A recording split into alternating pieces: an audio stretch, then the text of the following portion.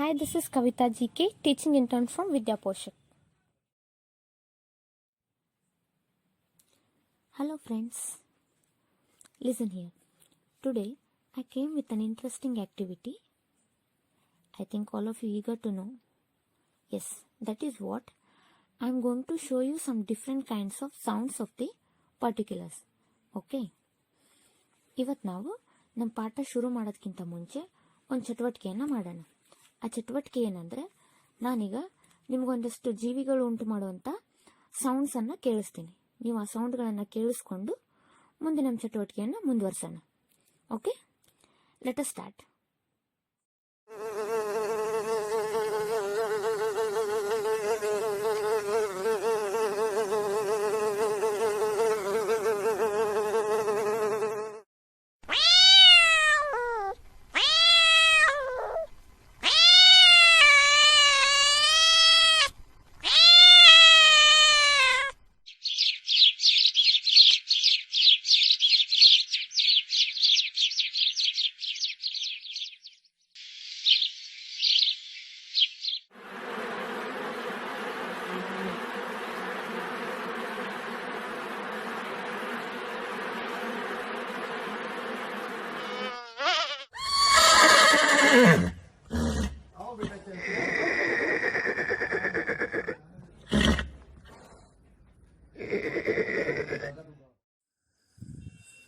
Yes, now here is the activity, that is try to match the sound maker with the sound they make. ಇಲ್ಲಿ ಒಂದು ಭಾಗದಲ್ಲಿ ಕೆಲವೊಂದಿಷ್ಟು ಪ್ರಾಣಿಗಳನ್ನ ಹೆಸರನ್ನು ಕೊಡಲಾಗಿದೆ, ಇನ್ನೊಂದು ಭಾಗದಲ್ಲಿ ಅವುಗಳು ಉಂಟು ಮಾಡುವ ಧ್ವನಿಯನ್ನು ಕೊಡಲಾಗಿದೆ. ನೀವು ಯಾವ ಪ್ರಾಣಿಗೆ ಯಾವ ಧ್ವನಿ ಸರಿ ಹೊಂದುತ್ತೆ ಅನ್ನೋದನ್ನ ಮ್ಯಾಚ್ ಮಾಡ್ತಾ ಹೋಗಿ. Yes, let us start.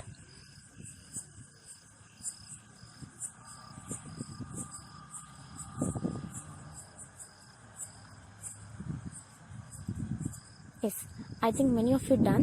Then if you did, go through the answer here. ತುಂಬ ಜನ ಮಾಡಿದಿರಿ ಅನ್ಕೋತೀನಿ. ಯಾರೆಲ್ಲ ಮಾಡಿದಿರೋ ಇಲ್ಲಿರುವಂಥ ಸರಿ ಉತ್ತರದೊಂದಿಗೆ ನಿಮ್ಮ ಉತ್ತರವನ್ನು ಹೋಲಿಕೆ ಮಾಡ್ಕೊಳ್ಳಿ.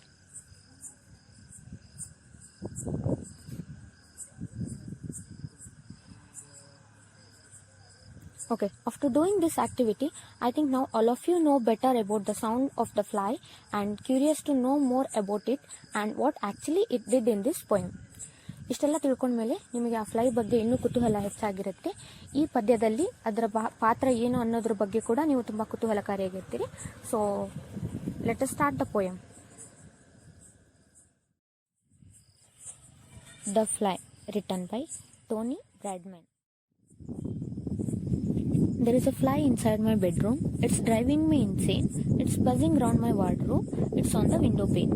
ಅಂದ್ರೆ ಇಲ್ಲಿ ಕವಿ ಏನ್ ಹೇಳ್ತಿದ್ದಾರೆ ಅಂದ್ರೆ, ನಾನು ಮಲಗೋ ಕೋಣೆಯಲ್ಲಿ ಒಂದು ಫ್ಲೈ ಇದೆ. ಫ್ಲೈ ಅಂದ್ರೆ ಒಂದು ನೊಣ ಇದೆ.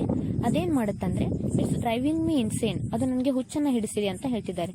ಯಾಕಂದ್ರೆ it's buzzing round my wardrobe, it's on the window pane, ಅದು ಯಾವಾಗ್ಲೂ ನಾನು ಬಟ್ಟೆ ಇಟ್ಟಿರುವಂತಹ ಬೀರಿನ ಸುತ್ತಾನೆ ಜಂಕರಿಸುತ್ತಾ ಧ್ವನಿ ಮಾಡ್ತಾ ಸುತ್ತಾಡ್ತಾ ಇರುತ್ತೆ. It's on the window pain, ಕಿಟಕಿ ಮೇಲೆ ಕುತ್ಕೊಂಡು ಯಾವಾಗ್ಲೂ ಧ್ವನಿಯನ್ನ ಮಾಡ್ತಾ ಇರುತ್ತೆ.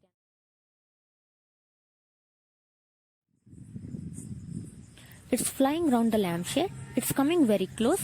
It's landing on my pillow. It's walking on my nose. ಇಲ್ಲೇನ್ ಮಾಡುತ್ತಂದ್ರೆ ಆ ಫ್ಲೈ ಯಾವಾಗ್ಲೂ ಅವರ ಕೋಣೆಯ ದೀಪದ ನೆರಳಿನ ಸುತ್ತಾನೆ ಸುತ್ತಾ ಇರುತ್ತೆ. ಮತ್ತೆ ಇಟ್ಸ್ ಕಮಿಂಗ್ ವೆರಿ ಕ್ಲೋಸ್, ತುಂಬಾ ಹತ್ರ ಹೋಗುತ್ತೆ. It's landing on my pillow, ಅವರ ತಲೆದಿಂಬಿನ ಮೇಲೆ ಹೋಗಿ ಕೂತ್ಕೊಳ್ಳುತ್ತೆ. Next it's walking on my nose, ಯಾವಾಗ್ಲೂ ಅವ್ರ ಮೂಗಿನ ಮೇಲೆನೆ ಓಡಾಡುತ್ತೆ ಅಂತ ಹೇಳ್ತಿದ್ದಾರೆ. It's looking in my eyeball. 5. It's flying off again. It's walking on the ceiling. It's driving me insane. ಅಂದ್ರೆ ಅದು ಮತ್ತೆ ನನ್ನ ಕಣ್ಣು ಹತ್ರ ಬರ್ತಾ ಇದೆ. ಇಟ್ಸ್ ಫ್ಲೈಯಿಂಗ್ ಆಫ್ ಅಗೇನ್, ಮತ್ತೆ ಮತ್ತೆ ಹಾರಾಡ್ತಾ ಇದೆ. It's walking on the ceiling, ಗೋಡೆ ಮೇಲೆ ನಡೆದಾಡ್ತಾ ಇದೆ. ಇಟ್ಸ್ ಡ್ರೈವಿಂಗ್ ಮೀ ಇನ್ಸೇನ್, ಅದು ನನಗೆ ಮತ್ತೆ ಮತ್ತೆ ತಲೆಯನ್ನ ಕೆಡಿಸ್ತಾ ಇದೆ ಅಂತ ಹೇಳ್ತಿದ್ದಾರೆ. It's buzzing and it's buzzing, it's coming near again. I will never ever get to sleep. That fly is such a pain. ಮತ್ತೇನ್ ಹೇಳ್ತಿದ್ದಾರೆ ಅಂದ್ರೆ, ಅದು ಮತ್ತೆ ಮತ್ತೆ ಜೇಂಕರಿಸ್ತಾ ಇದೆ, ಮತ್ತೆ ಮತ್ತೆ ಧ್ವನಿಯನ್ನ ಮಾಡ್ತಾ ಇದೆ. ಇಟ್ಸ್ ಕಮಿಂಗ್ ನಿಯರ್ ಅಗೇನ್, ಮತ್ತೆ ಹತ್ರ ಬರ್ತಾ ಇದೆ. I will never ever get to sleep, ನನ್ನ ಯಾವಾಗ್ಲೂ ನಿದ್ದೆ ಮಾಡ್ಲಿಕ್ಕೆ ಬಿಡ್ತಾ ಇಲ್ಲ ಅದು. That fly is such a pain, ಆ ಫ್ಲೈ ಇಂದ ಅಥವಾ ನೊಣದಿಂದ ನನಗೆ ಹಿಂಸೆ ಆಗ್ತಾ ಇದೆ ಅಂತ ಹೇಳ್ತಿದ್ದಾರೆ. It's buzzing round the bedpost. It's walking on the floor. It's flying round my toys. And yes, it's buzzing on the door. ಇಲ್ಲಿ ಆ ಫ್ಲೈ ಏನ್ ಮಾಡುತ್ತಂದ್ರೆ ಅವ್ರ ಕೋಣೆಯ ಬೆಡ್ಡಿನ ಕಾರ್ನರ್ ಸುತ್ತಾನೆ ಯಾವಾಗ್ಲೂ ಸುತ್ತಾ ಇರುತ್ತೆ. It's walking on the floor. ಯಾವಾಗ್ಲೂ ಅವ್ರ ಕೋಣೆಯಲ್ಲಿ ನೆಲದ ಮೇಲೆನೆ ಓಡಾಡ್ತಿರುತ್ತೆ. It's flying round my toys. ಮತ್ತೆ ಅವ್ರ ಆಟಿಕೆ ಸಾಮಾನು ಅಥವಾ ಅವ್ರ ಗೊಂಬೆಗಳ ಮೇಲೆನೆ ಓಡಾಡುತ್ತೆ. ಅಂಡ್ ಎಸ್ ಮತ್ತೇನ್ ಮಾಡುತ್ತೆ ಅಂದ್ರೆ ಇಟ್ಸ್ ಬರ್ಜಿಂಗ್ ಆನ್ ದ ಡೋರ್. ಯಾವಾಗ್ಲೂ ಕದದ ಮೇಲೆ ಕುತ್ಕೊಂಡು ಜೇಂಕರಿಸ್ತಾ ಧ್ವನಿಯನ್ನ ಮಾಡ್ತಾ ಇರುತ್ತೆ ಅಂತ ಹೇಳ್ತಿದ್ದಾರೆ. The flies buzzed off and left me. So now I will close my eyes. But wait, do I hear buzzing? It's back. Surprise, surprise.